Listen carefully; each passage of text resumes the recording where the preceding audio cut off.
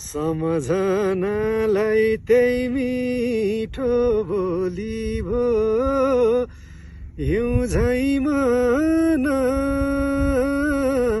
पगलेरै खोली भो हिमाल सेतै छ हाँस्ने बोल्ने